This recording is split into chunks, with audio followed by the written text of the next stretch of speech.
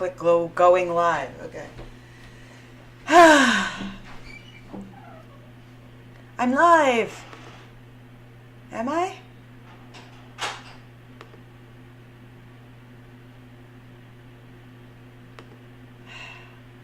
What? The click going live. Okay. Yay! I'm live. Am I?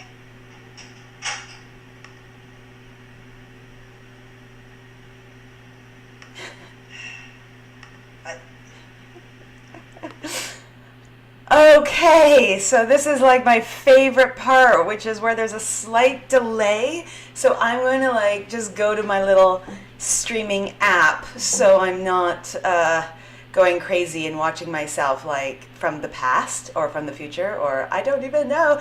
How's everybody doing? You're all here. Yay! Okay. Yes. Hi, everyone. I am going to double check with my husband that he can see me. Scott? Yeah. Has everything looking good? Looking great. Okay, good. Oh my gosh, this is so weird because everything is slightly off, and it's like when you talk into a phone and you can hear your voice back. It's a very discerning feeling. All right, good to see you too, Kat. Thank you. This is my second stream. The last one, if you may recall, was like way back in I think March when all of this wonderful COVID stuff started. So I'm still very new at this. But just do the people will wait a little bit. But do you see my costume? I'm going to show you. It's Dot. It's I don't know if you can see me because see I've got a little book. And I'm 1940s, a little 1950s. This is my costume. There we go. Ta-da! I weirdly owned this dress. So I actually, like, I guess I have to go further down. I'm now seeing myself in the past. There you go. See? I actually own this dress. And I like to do my hair oldie-timey anyway, and these are my obviously my reading glasses, so there you go. That's my little cosplay. I'm gonna sit down now. Aw, thank you, Spooky Boris. Yes, from the book. I was trying to figure out, see the problem is I am not a very, even though I'm like making horror movies and I write scary books and stuff, I'm actually a wuss, so my Halloween costumes tend not to be of the spooky variety. Thank you, Kat. Thank you. I'm just sitting here seeing how many we got around 7. I'm just going to see anybody else wants to join us before I start reading. We'll wait a little bit. For you guys right here, just so you know, about a month ago, I got a pinched nerve in my neck. This is the very first time I've been like sitting upright for longer than like 15 minutes. So if I suddenly go, okay, gotta go, bye. That's not personal. That's just I'm suddenly in pain. But I feel really good right now, and I'm really excited.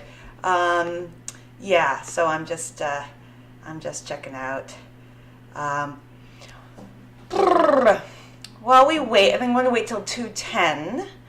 While we wait, does anybody have any questions before we start? Like, I don't know, Bendy related, life related, Halloween related. What are people doing for Halloween if they celebrate Halloween?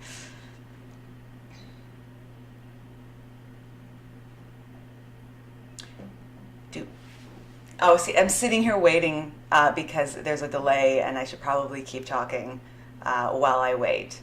Fortunately, I'm really good at talking. Talking is kind of my superpower. I'm very gifted at saying and going on and stuff and things. The audio is mostly in the left channel. I'm not sure if I can fix that. I'm not sure if I have the ability to. Can you still hear me? As long as you can hear me. I just wanted to let you know how much Spooky Boris, that's so sweet. Thank you. As an author, you are in your little world, and it's really, really wonderful to hear positive, any feedback really, because you're just so trapped in your own little universe. So thank you. Dreamfisher, well, we can see depending on the questions. Some questions, like I'm very good at not answering spoilery questions because spoilers matter to me. So I'll just not answer them if I don't think I can answer them. I don't know how you pronounce that. G. Of course, I like candy. I love candy. I love when it comes to actual candy, sour keys or like little sour kids. Anything with like that sour sugar on it. Chocolate-wise, I'm super Reese's Peanut Butter Cups person. Caramel. That's amazing, Kat. Oh, I'm so glad your dress is Twisted Alice. I was thinking about going as Alice Angel because I'm sure something in my wardrobe would work, but then I would realize I'd want to do like the black and white makeup, and I don't have time for that.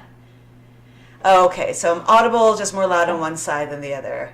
Scott? They're saying it's like only coming out of the left, the sound. Is that something we can toy with? As we wait for people? Does everybody want to meet my husband, Scott? Okay. See if that makes a difference. Yeah, the problem is it's on a delay, so you won't hear it for a while. Oh, okay. Weird. So you could go back and see. Okay. I don't know. What would you say is the connection between Bendy and Joey? Oh yeah, sorry. Yeah, that's like a question I can't. Your first question, and I can't answer it. I'm so sorry, Dreamfisher. How do I come up with such descriptive words for this story? That's such a good question. I don't know, actually. I really just love words. One of my favorite things to do is talk in sentences that are, long and verbose, and then toss in some slang or something that's really, or quite frankly, I won't do it here, but like a nice swear word or something, and sort of play with the dichotomy of fancy and not fancy. So I just always play with language all the time in my day-to-day life, and I think that becomes really useful when trying to create a voice for a character.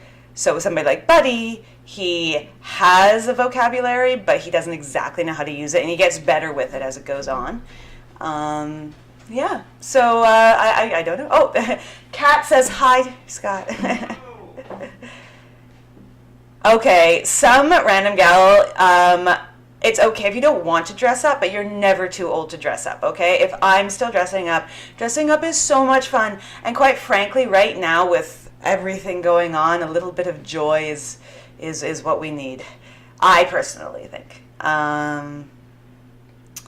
Oh, there's so many questions, Dreamfisher, you're asking. You're so right. All your questions are spoilery. I'm sorry.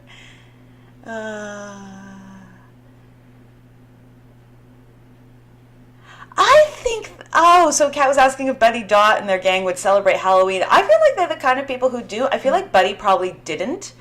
He might have as a kid, and now as a teenager, it's like, well, no, that's kid stuff, and he's got a lot on his shoulders. He has to, earn money. That's not something, and I think Dot and Jacob, they would like convince him. He's like, no, we're going to do it. We're going to have a party, and he'd probably put together kind of not the greatest costume, just with something he had. But they would be so happy that he participated. It wouldn't matter because honestly, the point is just to have fun. It's not about you did the costume perfectly or you look exactly like what you were looking for. So he might just put it like a sheet over his head and cut it like 2 little eye holes or something and be a ghost. Okay, guys, it is 2:10. We've collected some new viewers. Hi, everybody. For the new viewers, I just have to do this because I am really proud that I happened to own this dress and I put this costume together. I am being Dot, so I'm showing it off one more time, guys. Sorry. See, so I have my book, my trusty book. I have to sort of crouch a bit, and a pencil because she would always be writing things down. And this is my Dot outfit, 1940s, slightly late 40s, early 50s. Okay, Cat in the way. Cat, move. Atticus! I have to pull my chair in, Atticus. Atticus is beneath my feet right now, my cat. Okay. All right. Okay, sorry guys, I'm just checking things out and I am thinking we should get started. All right. Hey everybody. I'm glad you guys came. I think it's an odd Halloween this year. No trick-or-treating for a lot of us, which Scott's going to keep going back and forth in the background. But I think we can still find ways to have fun, and one of the ways I thought was maybe I'd do a little spooky reading from Dreams Come to Life.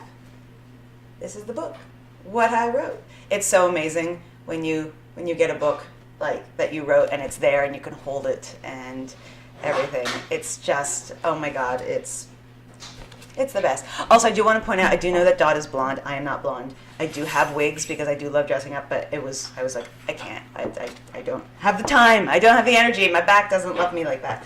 I don't know about you guys, but putting on a wig for me is like doing a full-on workout. It's so much effort. Okay. So, all right, here we go. Oh, I just got my son Harrison. All right. Oh my gosh, I love 11. Oh, that's so amazing. Hi, Harrison. Amazing costume. That's so cool. If you want to take a picture, you can email it to me or tweet it at me. I'm Adrienne Kress all over the internet. So my email is just adriennekress@gmail or whatever. That's awesome. Happy Halloween. All right. So the bit I'm going to read is from chapter 11. It's not that spoilery. I mean, if you're a fan, then it's not really spoilery because it's the introduction of a possible character we might all know and love and fear. But for people who haven't read the book or don't know the game, I guess it is a little bit, you still don't know what's going on, so it's probably still okay. So, sorry, I think my husband's heading out right now, so I just am listening to the door open and close. So the section I'm going to read, I'm not going to read all of 11 because when I tried, I was like, wow, this is long, all right, so what you need to know is that our main character, Buddy, he has been working late. He wants to show off to Mr. Drew. He wants to say, look, I'm a really, really hard worker. So he's all alone in Joey Drew Studios, and he's heard these strange clanging sounds from the pipes, and he's decided to investigate because, well, if he's the only one there, then maybe he should be the one checking it out. And Mr. Drew would really like that. So he heads on down. Eventually he makes it to the infirmary. And he comes across a locked door that's been boarded up with sort of like an X boards across, like, you imagine like for a hurricane or something. And there's something behind it that's shaking the door. And he just needs to know what's inside. The door's locked. He goes and gets Dot's master key, which he didn't entirely come by, honestly. And now he wants to see what's in there. The other thing you need to know is that his grandfather has just recently moved from Poland to stay with them and him and his mom in his very small apartment. So he shares a bed with his grandfather at night. His grandfather is Polish. I have some Polish, but I can't, way back in my family tree, I can't really do the accent or anything. So please forgive me for any of you who can when I get there. I'm also going to do, like last time, Buddy's New York. And remember, we say New York, and that gets the accent. So hopefully it says New York, doesn't go too Southern or Boston. So, all right. I think we're ready to go. Oh, this is a good time. We're at 1:15. Here we go. I'm going to start. I think that's everything you need to know. No, I'm just building up tension. I should just read. Okay, so it's a little tricky because I've got so many things in my way. Yeah, go everybody with Polish backgrounds. Huzzah. I am, my mom's side is Eastern European and my dad's side is Danish, actually. So I like to think I'm part Viking. All right, here we go. All right, so I don't remember how I made it back to the door with the X across it. I don't remember the thoughts I had. Maybe I once remembered them, but the way my mind is now, all mixed up, I don't really know. I just know that I was there, outside the door, with the key. Whatever was inside heard me, again, because once more it threw itself at the wood and seemed to shake the whole hallway. The wailing was more insistent now. I fit the key in the lock, and bam! Again, it threw itself against the door, threatening to shatter the whole thing and shaking me to the core. I swallowed hard. I turned the key. Click. Silence. Not even the wailing. Nothing. I took in a deep breath, turned the door handle, and pushed. The door creaked open a crack, and I pushed harder until I just decided to go for it and shoved the thing wide open. I immediately flicked on the light switch. I stood there, in the doorway, staring into an empty room. It was like a mini surgery, and everything was all over the place. Garbage on the floor, the bin knocked to one side. Strange surgical tools were lying splayed across the counter, and a wooden chair was broken into pieces in the corner. What that didn't seem to be was anyone or anything. "Hello?" I said. That's the thing people tend to say, I've noticed, when they're unsure entering a place, even if maybe getting a hello back is not really something you want. At this moment, I wasn't sure what I wanted, but the empty room was definitely not on the list. I entered the room cautiously and then quickly checked behind the door, because that's always where people hide, behind the door. But no one was there. No one was anywhere. So I just stood in front of the open door, confused, alone, and feeling even more uneasy. I felt a shiver go up my back, like a cold hand was slowly walking its fingers up my spine. That's when the lights dimmed. Or I shouldn't exactly say dimmed. I'd say it was more like shadows began spilling into the room. They started slowly, so I thought maybe the light bulb was about to go out, but then I looked down and saw darkness seeping in around my feet. I picked my foot up, thinking it was something wet, but it was just a shadow. Just a shadow. I looked up and watched as it crept up the walls, along the ceiling, covering the room in dripping blackness, like a room full of spilled ink. I turned around to look into the hall, and sure enough, the blackness was oozing its way out the door. I held my breath and stood very still. I was in a state of frozen panic. I'd never seen anything like this, and I didn't think anyone else probably had either. I didn't know what it meant or how it was happening, but I did know one thing. It felt threatening, dangerous, like the dripping shadows were evil itself. I don't know how to explain what evil feels like. I just felt it. I just knew. My blood ran cold. All the light went out. In the room, in the hallway, the shadows had won, and I could barely see the doorframe, only a few feet in front of me. I should have just left, but fear held me rooted to the spot. Fear of the darkness, fear of the shadows, and a growing, crawling fear tickling the back of my neck. Fear that something was in the room with me. A soft, watery breathing, quiet and calm, but distinct, somewhere behind me. And now I could hear the sound of scraping across the floor, too, like a dragging, halting, limping footstep. Then silence. There was a sudden crash as something landed on the counter behind me, then the tinkling of metal hitting the floor. The surgical tools, I thought. Sharp, precise blades on the floor. Still, I couldn't move. I had the thought that if I didn't move, if I didn't make a sound, maybe whatever it was wouldn't see me. The scraping against the floor began again. It got louder as whatever it was got closer. And then, as I stood there trying to be invisible, I could feel its presence. Not just hear it. I could feel it just behind me. It leaned in. Hot, wet breath against my cheek. And then a different kind of breathy sound. Quick inhalations. It was smelling me. I wasn't invisible. I needed to run. I needed to run faster than I'd ever run in my life. Come on, buddy, run. Run!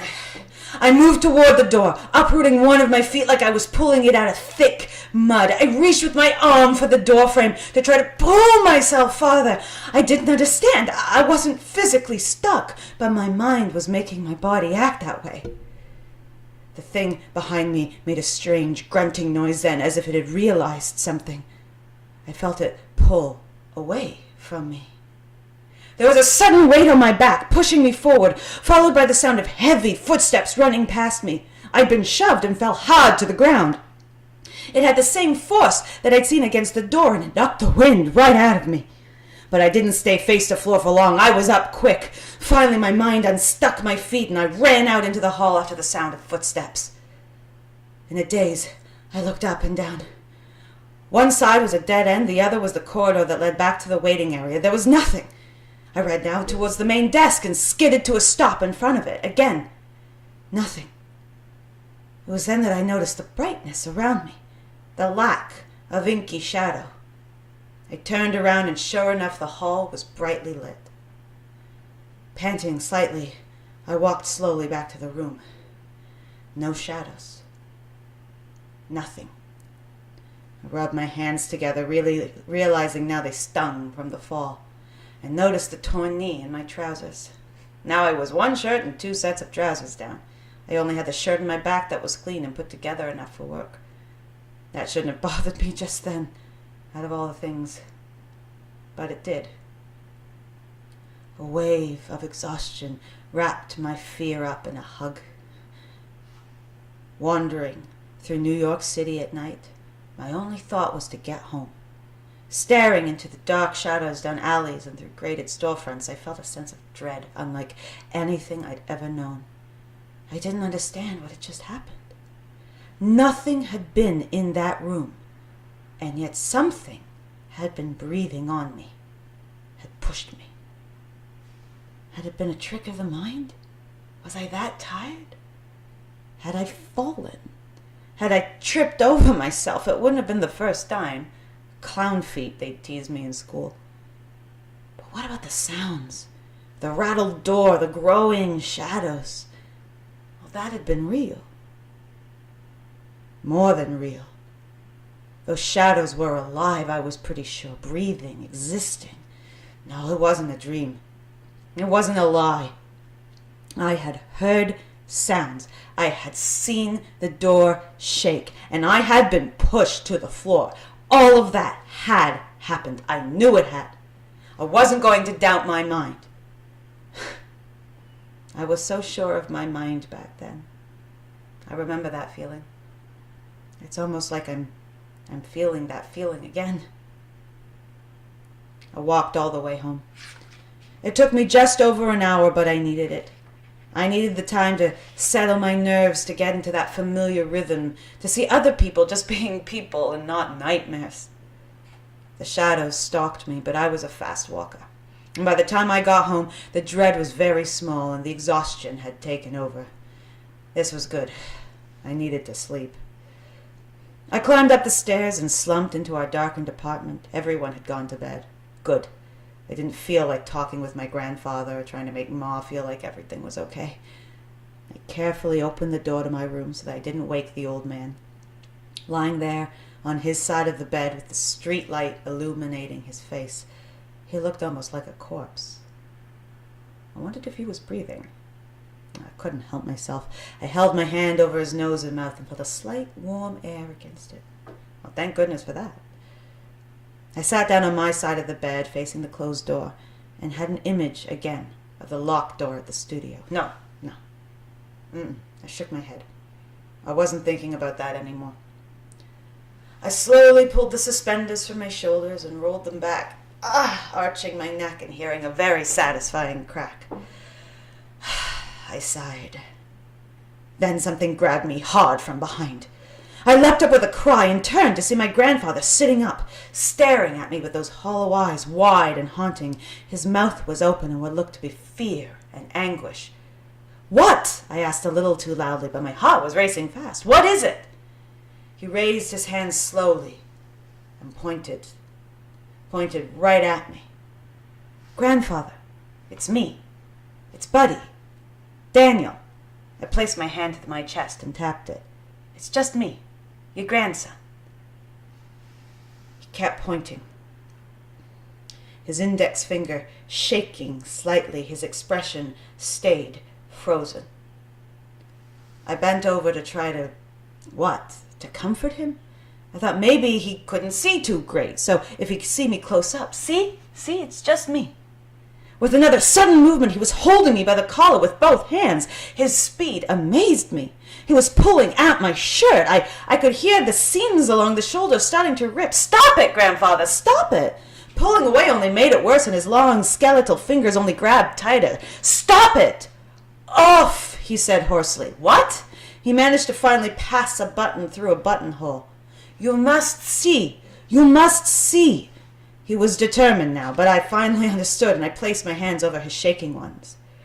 He wouldn't let go, and as I tried to stand upright, I relented and unbuttoned my shirt as I did. He kept pulling at me until finally I could flail my arms out of the sleeves, disentangling myself from the fabric and staggering backwards towards the door. Grandfather held the shirt in his lap and looked at it. I stared at him, wide-eyed in my yellowing undershirt. "What is wrong with you, old man?" I wanted to shout it, but I didn't want to wake Ma, so I whispered it through a hiss. "Look," said my grandfather. I looked down at myself. All I saw was me, and a hole in the knee of my trousers. "No, Kozua." I looked up. He held the shirt bundled in his lap, and then, with aged, shaking hands and pencil-thin fingers, he held up my shirt for me to see. And I saw. And I stared. "Look," said my grandfather. The light from outside shone through the shirt, making it see-through, making it so I could see the back of the shirt easily, so that I could make out the dark shadow imprint on it. I reached out and took the shirt from him. He let me have it easily. "You see," said my grandfather, sounding satisfied and lying back against the pillow. A handprint, exactly where I had been pushed, on the back of my shirt, a large, black, ink-stained handprint. Dun dun dun! And that is the end of chapter 11. Cat. Fast old men who send supernatural forces. That's a series constant. Fast old men. What can you say? They are useful. So, there you go. That is my my spooky reading, and I shared some amazing fan art. There we go. That's what I'm trying to say on Twitter that illustrated this moment. So you should check it out. The art is so evocative. It captures exactly how my imagination saw it. I really, really, really wish I could draw. But until then, I will just admire you guys and be in awe. And thank you, Spooky Boris. Thank you. I love this chapter too. I really do. I don't know how long I had it in my head, but when I finally got to writing it, I was so excited. I think I actually wrote the grandfather scene first. Before I wrote the infirmary scene, before the actual scene with some monster we don't know what it could possibly be. Twirling hair. But yeah, so there you go. I'm feeling actually pretty good, guys. Maybe it's because I'm a little hunched over. So I'm very happy to answer some more questions. We can also just talk about writing as well, and a little bit of acting. I'm not sure if you guys are all on my Twitter. I share a fair bit on Twitter, but my husband and I, the one who went back and forth in Brown, we just made a movie. We were up at my cottage isolating with a small team and wearing masks when we weren't acting, and we made a little horror movie, which again is super ironic because I'm a wuss. But yes, questions are great. So yes, I'm looking at it. I'm looking, Spooky Boris. Will there be a book 2? We got this, so we did an AMA the other day. There's been a lot of questions about that. all I can really say right now is that there are plans for a book in the future, but that's about all we know. The cool thing is Illusion of Living is coming out super soon. I'm quite shocked how quickly time is passing. And I'll tell you, with The Illusion of Living, not even though it's a memoir, but like there are a lot of stories. I think it will be highly entertaining in it. I think you'll find it highly entertaining. There's some really fun moments. There's one section that I am very excited for people to read, but I won't talk about it yet. But it's I hope that will satiate for now. But yes, I that's all I unfortunately can say. So no other questions right now. Oh.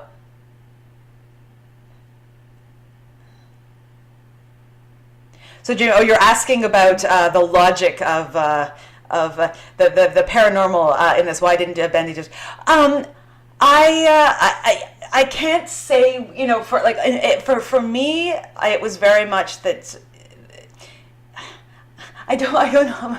Honestly, I feel like I can't answer these questions because I don't want to be spoilery. I'm like this close to answering them. I just can't answer, I'm afraid, why. But there is a reason, at least for me. Yes. Sorry. Jonathan, thank you. Kat. Okay. Do you feel like acting has helped? And if so, if recommendations we as writers. Oh, acting for sure. I think one of the things I am best at is character. I feel like when I'm writing a character, it just really comes to me quite easily. I understand their motivations. I understand what makes them unique. And I feel like that definitely comes from having been a drama major since I was 11 years old and going to art schools. I think also directing, because I've directed more theater than anything, helps. Although it's pretty funny because it also can hinder, because I see every scene really well blocked out. Like, I see like where everybody is. So sometimes I have to go through a manuscript when I'm done and get rid of really boring words like looked and turned and walked, because it's like I'm sort of puppeting, speaking of puppets, Mr. Mealy, puppeting my characters around, and like, they walked this way, they turned and looked, and I have to get rid of how many of those I put in there. As far as recommendation, I mean, everything. The thing about writing is every experience you have informs your writing. Like, I will learn something new. I'll watch a documentary, learn something new, and go, okay, that's going in. One of the big things with Dreams Come to Life, that's set in New York, and I think I probably said this the last stream as well, but there's a museum. Unfortunately, I hope it's just temporarily closed, because it's wonderful, but with COVID, all these museums are closing down, so if you can donate to them, please do. The Tenement Museum in New York is this fascinating museum where it's these actual old tenement buildings in the Lower East Side that have been preserved for decades and decades, like hundreds of years, and the actual people who used to live there, or the relatives of the people who live there, have given old props are the wrong word, but old, things that, diaries, or, even kitchen supplies and stuff. And you go on these small, maybe 20-person tours up these narrow stairways and through the buildings, and you really get to experience what life was like at different points in time in New York. And shortly thereafter, I got this gig, and it was in New York, and I wanted, a Jewish, because I'm Jewish, poor Lower East Side main character, and I was like, well, I know exactly how he lives and where he lives, and I was like, I'm putting all of that into this book. And that was fantastic, because of course I did more research, but like the research was already there, it was already in my head. And that's what I think with writing. I think every observation you make, every movie you watch, every documentary, every TV show, you just absorb it through your pores and save it for something else. And also read a lot, because I get asked a lot by new writers, am I allowed to do this or that or the other thing? And I'm like, of course you are. Who's stopping you? You can try, do everything, try anything, see what other authors have done to break the rules. The only question you have to ask is, does it work? And if it doesn't work, don't do it. And if it does work, keep doing it. But read and really see what some writers are doing, because there's a lot of truly inventive stuff out there. I'm very excited again about The Illusion of Living, because it's a story about Joey's life, but it's also told in short stories, and it's told out of chronological order. And I've never written anything like this. And there's a lot of, I play with form in it. There's a lot of really different stuff in this book, and I was like, oh, I'm just going for it, and I think you should too. All right, let me see. Favorite character from this Dot. Yay, go Dot! I am Dot. I might show off my costume one more time because I'm super proud I have this. My friend Anna, actually, this was her dress. And she had a bunch of dresses that she was getting rid of. And she came over, we watched movies, and she brought some over. And I was like, I don't know when I'll ever wear this, but I am totally buying this one off of you. And now I have worn it. Dreamfishers, sorry. Yeah, they are. I thought maybe I could work around it, but I really can't. They are super spoilery. Who's my favorite Bendy character? So let's talk about like existing Bendy characters.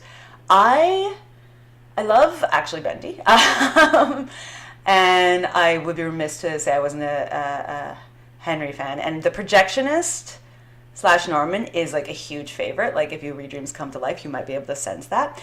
But I have to say, I mean, it's weird because he ain't the greatest human on the earth, but Joey living inside his head and even writing him for Dreams Come to Life, I just love this flawed, fascinating man. I loved living inside of his head. He thinks differently than most of us, and so confident and so just different. And I don't know. Is it? Does that say something about me? Maybe it's like he's like so totally opposite of everything that I am that I find him so amazing. So I guess Joey. Ooh, that feels wrong, but yes, I guess Joey. Hi, Cartoon Kitty. Oh, but it's still nice to see you. And obviously, and you can play, if you feel like watching the reading, once this is done, you can just skip through all my nattering and just watch the reading if you'd like. Kat, you're welcome. Just how unreliable is Joey's perspective? Dreamfisher, I mean, it's going to be interesting for people to read, because the thing about Joey is he believes what he's saying. There are some footnotes, so those definitely will tell you when things are accurate or not. But honestly, this is really going to be up to the reader. Like, because I'm not, when I wrote it, I was like, I'm not going to make this like super obvious, like no nudge, nudge, wink, wink. This is going to be a man who believes everything he's saying, telling his memoir. I think what you can tell from his character, I think you'll be able to tell as you read, as you get to know him even better, you'll be like, oh, okay, this sounds like he's bragging a bit too much, or this sounds like maybe somebody else was involved with it. You know, like, I hope, we'll see. You'll have to let me know, actually. But yeah, so it's not, he's not like lying, but he's not wholly honest either. But he doesn't, you know, it's tough when talk about another writing challenge, right? Like, it was such a fascinating experience. Like, I'm so excited for you guys to read it. I really am. Yes, I agree. It's hard. I love all of them too. Yes, he is. Joey is. You're very right. You're very right.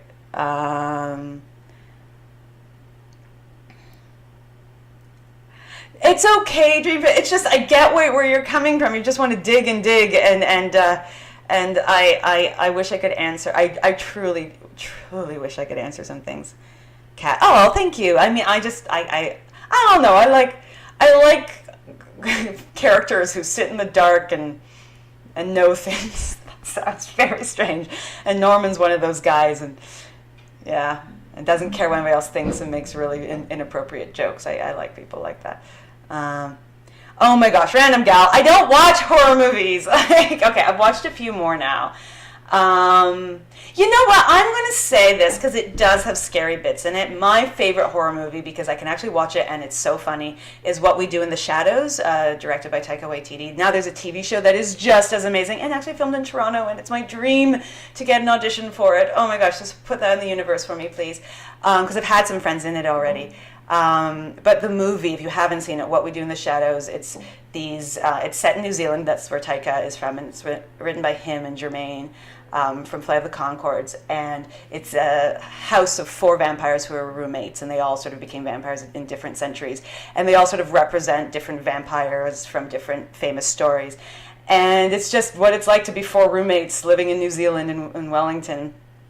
And they really strictly follow the vampire rules. So, for example, one of the jokes, I'm not going to give them all away, one of the jokes is they can't see themselves in mirrors. And they haven't figured out technology yet. They do by the end of the movie. So what they do is they draw pictures of each other before they go out, like these really awful pictures, to make sure their outfits look good. And shit. Anyway, it's just so frigging like funny. And there are some genuine horror moments. So I will say that one. Okay, that is that one. Okay. Well, thank you, Cartoon Kitty, for loving my nattering. I don't know. Is that Sukulu baklava? I don't know how to find the book in Turkey. I'm so sorry. I really don't. I don't know much about the distribution side of things, unfortunately. I'm very sorry about that. Yeah, Spooky Boys, exactly. Joey Drew, like what's so interesting is his brain. And you get to be inside of it for a whole book. So that's something. I'm so glad you guys are excited. Yay or yay. I'm so glad you like Buddy's grandfather. I love him. I honestly, one of my absolute favorite scenes, I don't know if I don't want to spoil the book, but where he's looking at the painting and it's revealed what he's looking at the painting at the very end. It was like it's one of the last scenes with him. I don't know why, but that scene, I don't know, it's everything. And I don't know, I sort of feel, because he talks about anger is good, but hate is bad, and I think, I don't know, it just feels like there's a lot of that to be processed these days. Anyway, I don't want to get too deep or, actually dark. We want fun dark. Yeah, no, random guy. I'll tell you, working on Bendy has also made me more watching horror. I've realized I can do zombies. I can't watch everything with zombies, but I'm not like 2 weeks can't sleep, must have the light on if I watch a zombie. But there's a series on Netflix. It's a Korean series called Kingdom. It's a zombie series, but it's set in like Renaissance, I guess. The time period. It's set in oldie timey Korea, so it's a period piece, but also a zombie movie, and it is excellent. It is definitely R-rated. I'm not sure of ages. Paying attention here, so the violence and everything. But it is so good. The characters are amazing. Try, if you can, watch it with subtitles. Dubbing is always never as good, but that's easily found on Netflix if you have it. That is definitely up there in my new exploration of horror. Okay, sorry. Suddenly there's all these questions. Okay. So, and when I do this, it's my back.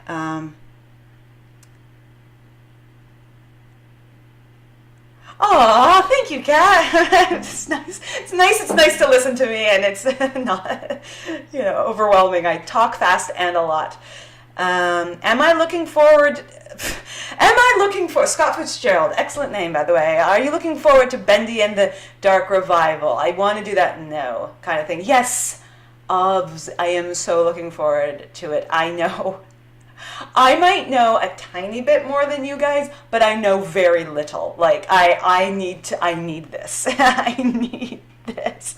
But at the same time, I know how hard they are working. Like, I know you guys see it from your perspective. From my perspective, like, with the writing, like, they are working so hard on this game. Like, I am so excited. And I know it's tough because we were supposed to get it this time last year, but honestly, I would rather wait and have something just OMG than, something that, the creators rushed out and they're not as happy with. Like we know these guys. We know how passionate they are. The music, like, immediately, like, these are unbelievably talented people. So I will wait for as long as it takes, but I am dying inside. But that's okay. I'll just keep dying inside. Okay.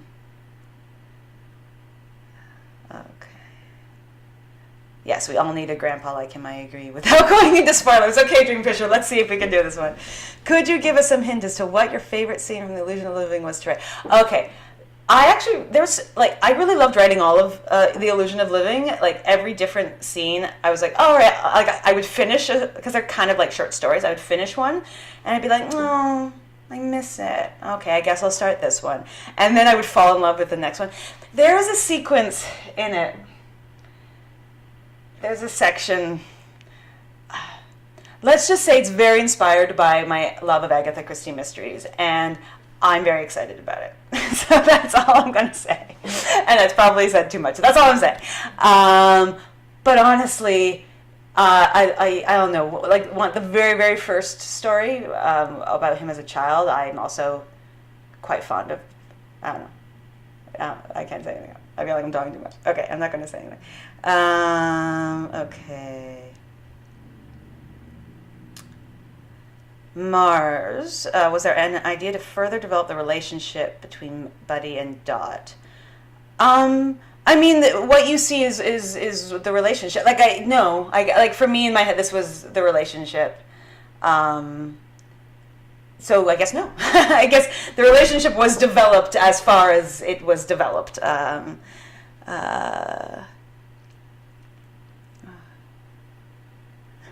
Cartoon gasp. It's like I'm telling you, it's microscopic more. I know. Hi, Alwensa. I speak French, and yet I can never pronounce your handle. It's nice to see you. Thank you for your art again. I love it so much. It's so great. And I still want that sketch, by the way, from the other one. I know COVID happened, so life, and you went to, because I follow you on Twitter, you had all the school stuff, but I'm just saying, I want that sketch. Scott, about the creative John Wick wanting to make Bendy. Yeah, I know. I did read that. Are you kidding me? I was like, really? Yes, please. I would watch the heck out of that. Yes, that'd be amazing.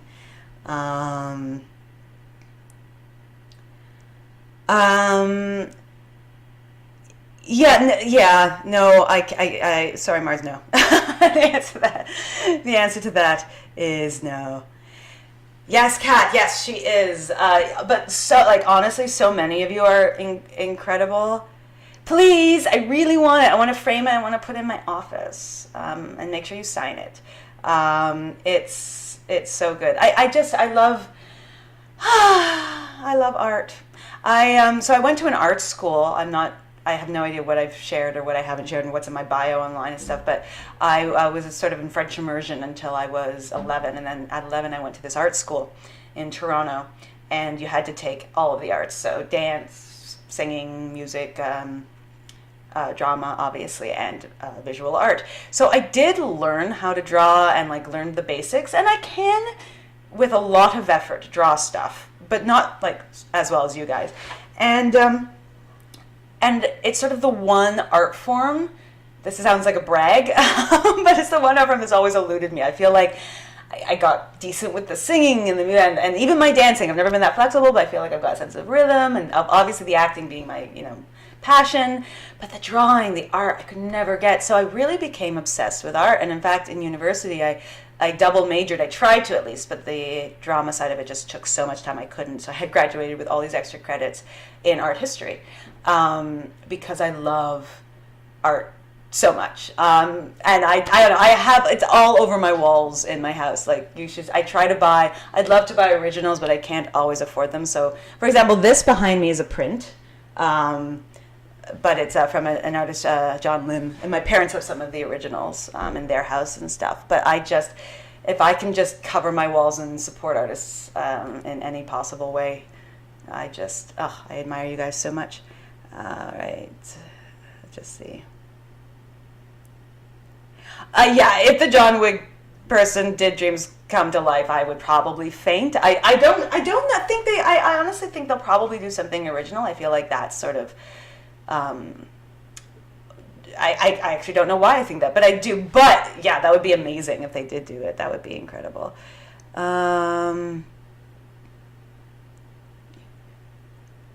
Oh, hi there, art department. Oh, yeah, I really like that line too. Yeah. I don't have a P.O. box. I wonder, sorry, this is Kat asking, that would be like so amazing.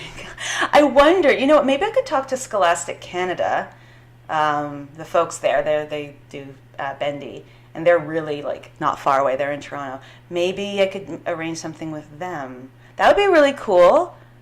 Okay, like if I shared that, maybe Kat, you could share it to people, because I'm not, with the DeviantArt or Tumblr gang or anything like that. So, yeah, oh my God, that would be amazing. Yeah, I'll see what I can do. I'll absolutely see what I can do. Oh, you're sweet, Cartoon Kitty. I don't know if you want to see any of my art. I don't know. I don't even know if I have any. Like, I go through my sketchbook when I was in grade 8. We had these big, thick sketchbooks we all had to buy. They were so cool. I do, though, now that I'm reading Random Gal, when you're talking about more vector-assisted art or 3D modeling stuff, which is super awesome. I'm not great at creating, but I do love designing. So there are, I've designed, if you ever see the cover for my book Outcast, if you even just go to my website, you'll see it. I designed that. I wasn't meant to. It was a small publisher. They were supposed to do it, but I kept giving them ideas, and then they're like, Adrienne, would you be interested? So they actually like paid me, and it was, I actually legitimately designed it and licensed all the bits and pieces that I got from around the internet. So I do love to design. I enjoy Photoshop. I think I'm pretty great with like posters and like a lot of bookmarks I've created for myself and stuff. So I do have, that's where my artistic skills come out in Photoshop. Photoshop? Photoshop. Forgive me. Oh my goodness.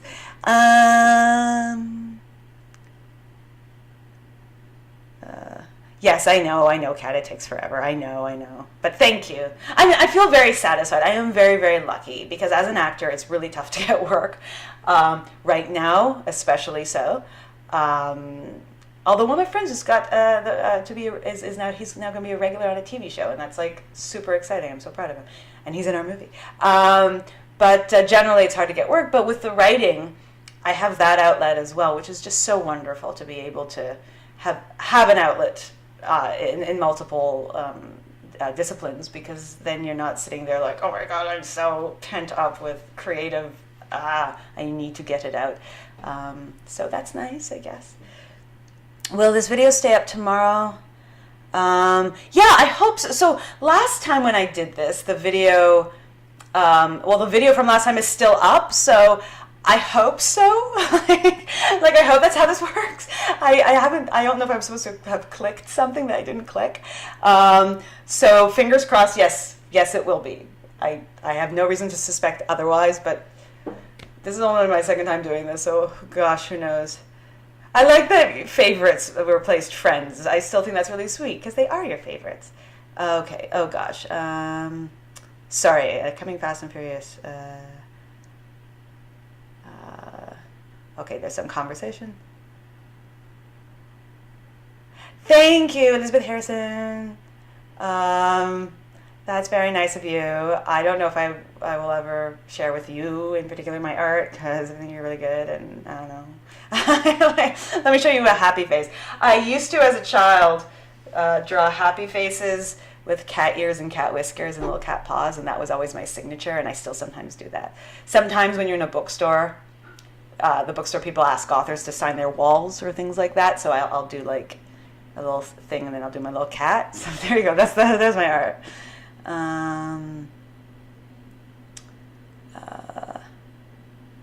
Totally, it's cool. Please, if you have to leave, you have to leave. We're almost at 3 o'clock anyways, and I should probably end it then, because that's a long time, and I am starting to feel it in my back. But this is so much fun. Can you see that I'm slowly arching? I'm sort of like leaning further and further forward. We're talking about the lost ones. Oh yeah, they're so fascinating, aren't they? I can't really say much about you guys. Ask questions that are like answerable. Oh, but I know the most wanted answered questions are the ones that I have them too. Oh, Dreamfisher, you are so sweet. That's really nice of you. You guys are so lovely. Thank you for the good luck. Yes, I have all my fingers crossed. It will be very interesting. I'm also very curious with the illusion of living, because all of us will get it, hopefully. But what about people who don't know their Bendy? Like, could somebody... I really feel like people who don't know their Bendy could still pick up the book and still really enjoy it. But I'm super, super curious what somebody with no Bendy experience whatsoever would they get out of the book. So if any of you guys have friends or family who have no Bendy connection, who like to read, if you could ask them to read The Illusion of Living, because I'm so curious. Because I mean, it still tells a complete story. I'm just curious whether, what it's like for somebody like that.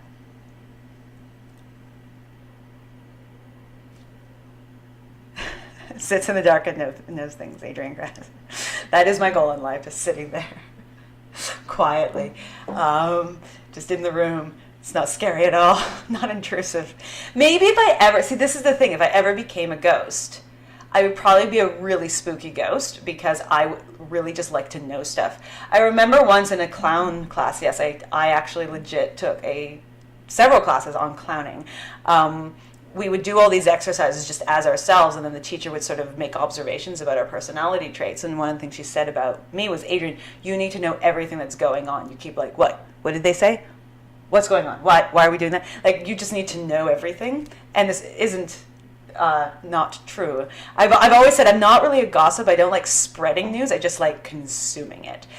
So I could see myself as a ghost, just sitting in the corner of like a house and just watching the soap opera of these people's lives, and being absolutely terrifying because I'm just sitting there in the dark watching. And but really, I just want to know what's going on. I just think it's cool. Just give me the goss. Like, that would just be my ghost character.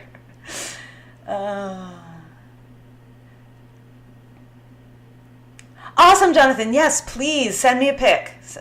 Tell Harrison, please send me a pic. I'll reply totally. Thank you. Elizabeth Harrison, it's funny to see your whole name like that. I'm glad you are. I hope you guys like it. Also, you know what? To be fair, it's okay if you don't. Like, art is art. We consume art. We like it. We don't like it. It's what we wanted. It's not what we wanted. It's an interesting experience as an author, and probably also as a visual artist. A little different when you're acting and stuff. But when you create something and then you put it out in the world and you just sit back, it's like, well, it doesn't actually kind of belong to me anymore. It's a really weird feeling. It's now yours, which is why I'm huge into fan art and into fan writing and fan fiction and all of that stuff, because it's just, you know, we take art, we play with it, it inspires it, the synapses in our brain go crazy. It's wonderful. I don't know if I have a favorite Bendy song. That's a really good question.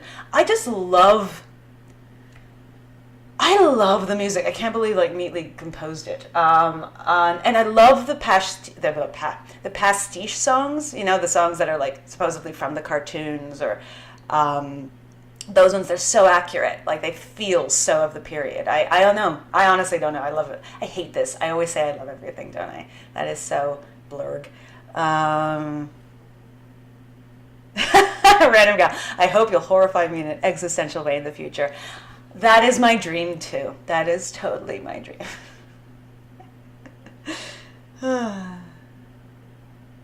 Oh, okay, random gal. I love you got as a three-eyed ink ghost who's also a cat. Like, that's amazing. I want to see that. I love cats. Where is my cat? Normally he's spying.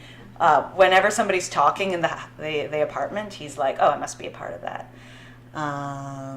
Yes, it does. There's so much good music. There's also that fan song. It was like way back when it first came out. You guys, you must know this song. This is embarrassing. Now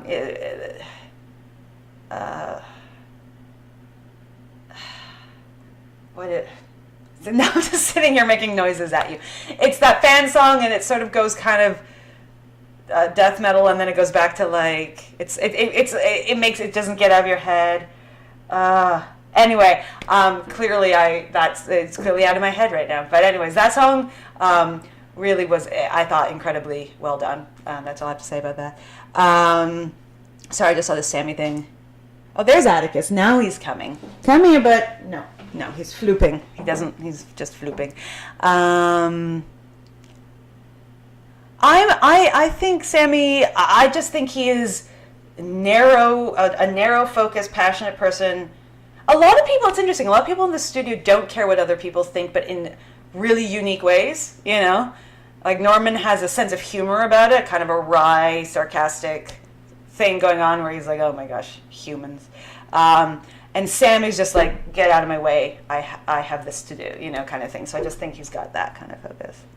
Maybe it's Instruments of Cyanide. That maybe. Hi, is it KTO or KTO? Hi, I'm actually pretty good. I've been talking about my back a lot because I pulled a thing here. But otherwise, I'm actually pretty good. Okay. Oh, variable edits. I can't really answer those questions either. I'm so sorry. Oh, here comes Atticus. Okay, come here, buddy. Say hi. Don't want to get cat fur on this nice dress. See, there is Atticus. Mwah. All right, we're going on the ground. All right. Yeah, maybe. Oh my gosh, it's like it's animated with Bendy's in the front and he's dancing, and this is really embarrassed. But I had it in my head for forever. Oh, that's so. All right, I feel, okay. I'm going to go to 3:05. So we've got a couple minutes. Cat, yep. And now he's sitting on the ground next to me. Oh my gosh, he looks so put out. I'm scratching his back because he looks angry at me.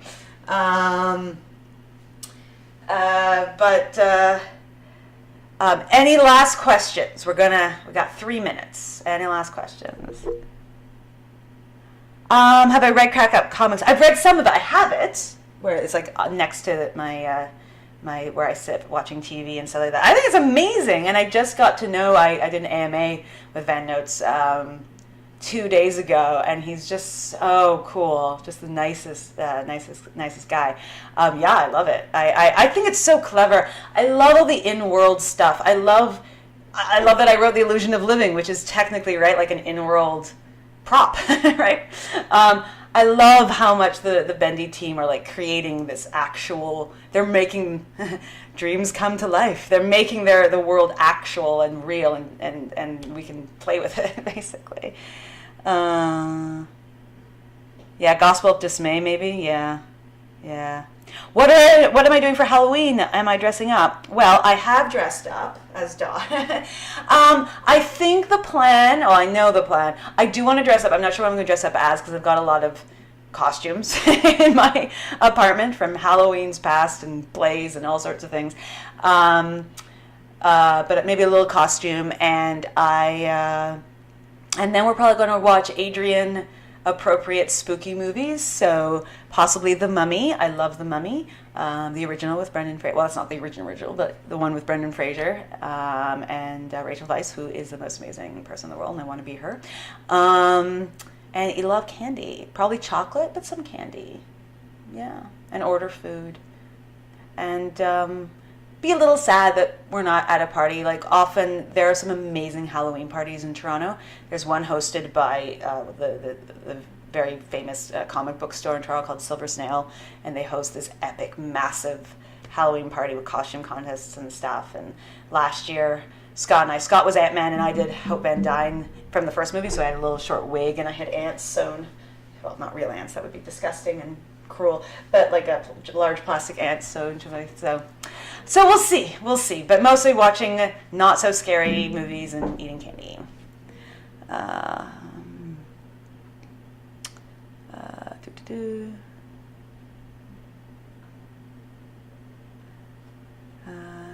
Thank you for the movie choice. Thank you. Aside from the lack of blonde hair, I feel like it's working. That my little dot. I'll show it off one last time for the folks. I'm just so proud of it. I'm just like, let me show you again. All right, for the folks who just joined, yes, that's why I'm doing this. And again, I got a little cat hair now because of Atticus. But see, it's my trusty book, and now I'm going down. I am Dot.